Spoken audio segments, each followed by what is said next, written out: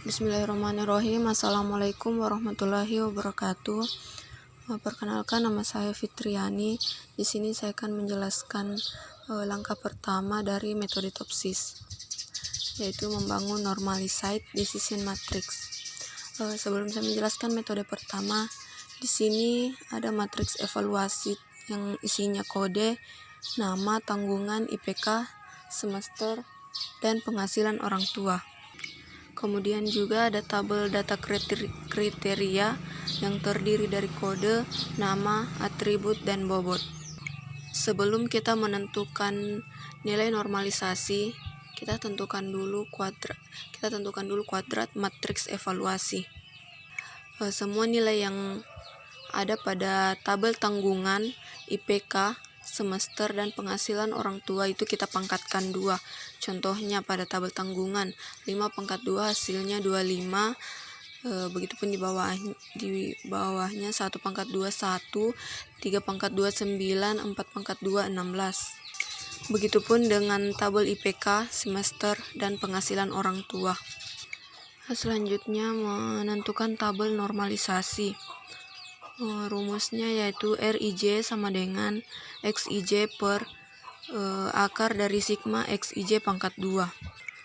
Untuk nilai XIJ kita ambil dari tabel matriks evaluasi, yaitu tanggungan, IPK, semester, dan penghasilan orang tua.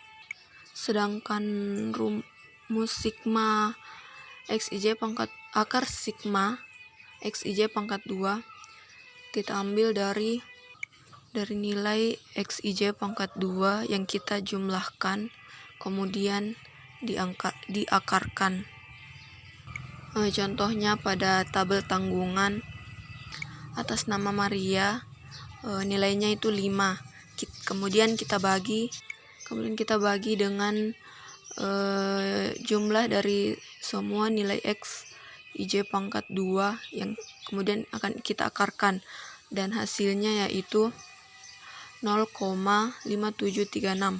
Begitupun seterusnya untuk tabel IPK, semester, dan penghasilan orang tua. Baiklah, di sini saya akan melanjutkan yang kedua, yaitu weighted normalized decision matrix, di mana rumusnya yaitu YIJ sama dengan W kali R IJ dengan I sama dengan 1,2,3 dan seterusnya. M dan J sama dengan 1,2,3 dan seterusnya. Di sini kita bisa melihat contohnya pada lembar ke-8, yaitu normalisasi terbobot. Pada kolom pertama di situ ada nilai 1,721. Untuk mendapatkannya, nilai normalisasi C1 A1 yaitu 0,5735 dikalikan dengan nilai bobot tanggungan yaitu 3, maka hasilnya 1,721. Begitupun seterusnya. Untuk mendapatkan 0,7,7, nilai normalisasi C2A1 pada langkah pertama dikalikan dengan nilai bobot IPK yaitu 2. Setelah kita mendapatkan semua hasilnya, maka kita menghitung nilai maksimal dan nilai minimal. Langkah ketiga yaitu menentukan matriks solusi ideal dan matriks solusi ideal negatif. Rumusnya yaitu A positif sama dengan Y1 positif, Y2 positif, Y3 positif, dan seterusnya. Sedangkan A negatif sama dengan Y1 negatif, Y2 negatif, Y3 negatif, dan seterusnya. Di sini nilai positif diambil dari nilai maksimal pada langkah kedua, yaitu C1-nya benefit bernilai 1,721, C2-nya itu 1,179, C3 0,986, C4-nya cost-nya itu bernilai 2,287. Sedangkan nilai negatifnya diambil dari nilai minimal pada langkah kedua yang bernilai C1-nya 0,344, C2-nya 0,471, C3 0,329,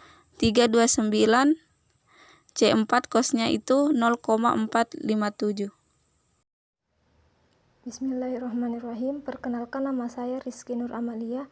Saya akan menjelaskan bagian nomor 4, menentukan jarak antar nilai setiap alternatif dengan matriks solusi ideal, positif, dan negatif. Untuk nilai tabel positif pada kode A1 untuk C1 diambil dari sel C35 atau nilai pada tabel normalisasi terbobot dikurang pada sel C48 atau nilai positif untuk C1 pada tabel matriks solusi ideal, dan seterusnya. Sedangkan untuk nilai tabel negatif hampir sama dengan nilai tabel positif. Untuk C1 diambil dari sel C35 atau nilai pada tabel normalisasi terbobot dikurang pada sel C49 atau nilai negatif untuk C1 pada matriks solusi ideal, dan seterusnya.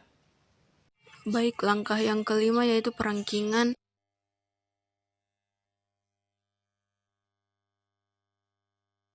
Rumusnya V sama dengan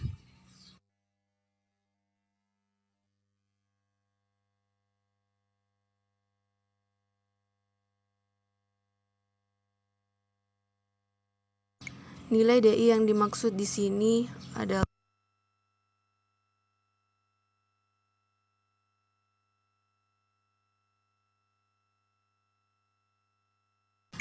untuk mencari preferensi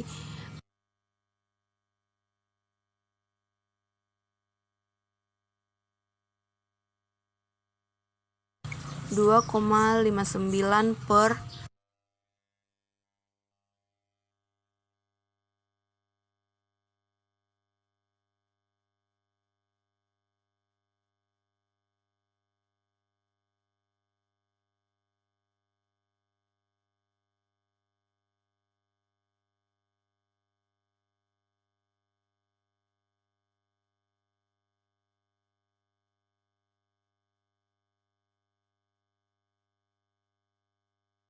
berdasarkan perhitungan metode TOPS.